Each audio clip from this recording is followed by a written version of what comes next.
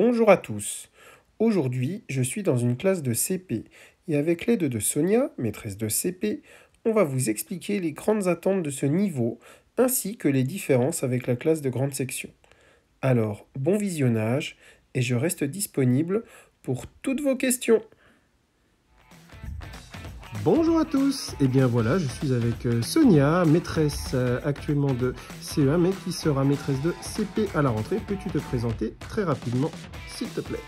Alors bonjour, je m'appelle Sonia et donc j'ai suivi mes élèves de CP l'an dernier en CE1, donc l'an prochain je reprends un CP. Voilà, donc je pourrai accueillir vos enfants. Merci Sonia. Et bien maintenant, peux-tu nous dire très rapidement quelles sont les grandes lignes des apprentissages du CP, s'il te plaît?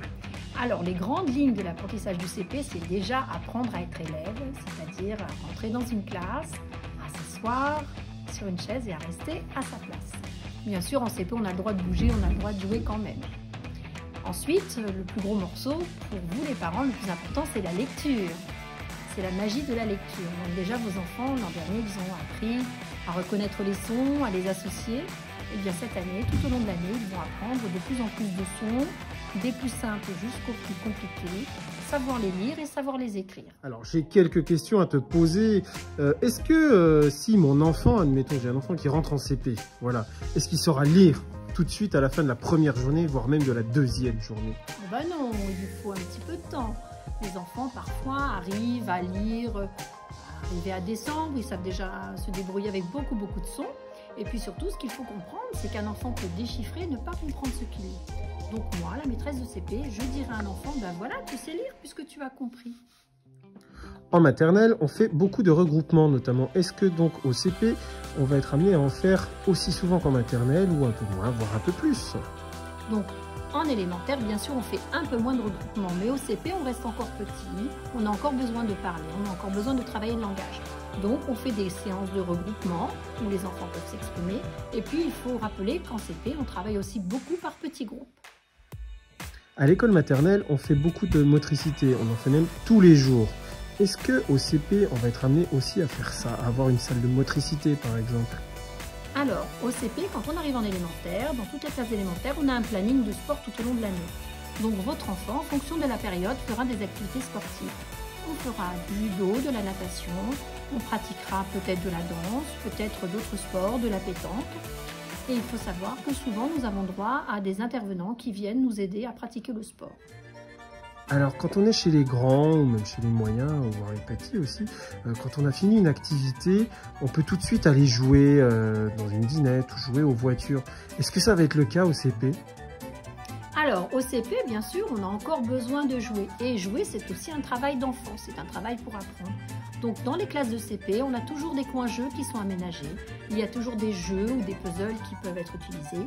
Il y a des coins bibliothèques. L'enfant, il a la possibilité aussi de dessiner ou de, pourquoi pas, discuter un petit peu avec ses camarades sans déranger les autres.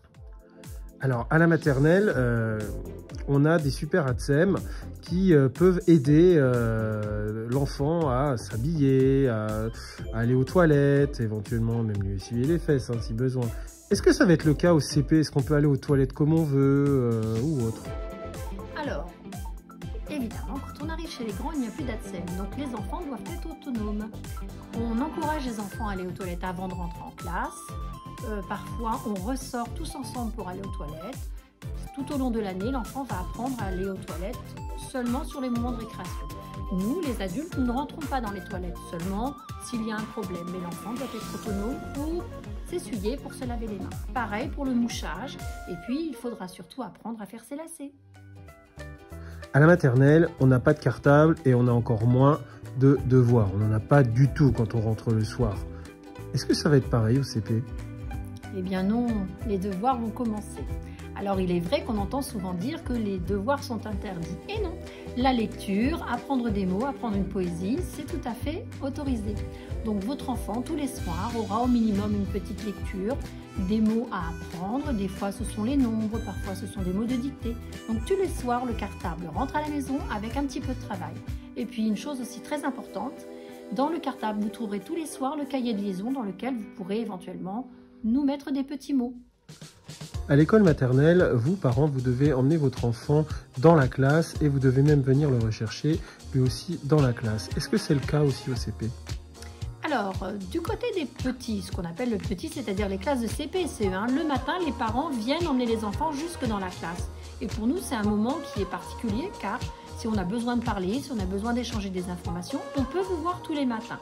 Donc oui, vous pouvez emmener votre enfant jusqu'à la porte de la classe. En revanche, le soir, il faut venir le chercher au portail. En maternelle, le matériel est commun, on le trouve dans des petites boîtes à disposition de tous. Est-ce que c'est le cas aussi pour le CP? Alors pour le CP, chaque enfant a une trousse. Chaque enfant doit gérer son matériel. D'ailleurs, on conseille aux parents de noter sur les crayons le prénom de l'enfant. Pour les crayons à papier ou les crayons de couleur, vous pouvez gratter un petit peu le crayon et inscrire le prénom. Donc l'enfant doit faire attention à son matériel. Bien sûr, dans la classe, il y a toujours un petit fond avec de la colle, des ciseaux, des crayons de couleur, des stylos, au cas où l'enfant oublierait sa trousse ou perdrait quelque chose. Le mieux, c'est de laisser la trousse à l'école pour qu'elle ne se trouve pas à la maison quand on en a besoin. Eh bien, merci Sonia d'avoir répondu à mes questions. De retour dans la classe de Nathalie, que je remercie de m'avoir autorisé à filmer, vous pouvez voir les points communs et les différences évoquées par Sonia par rapport à notre classe.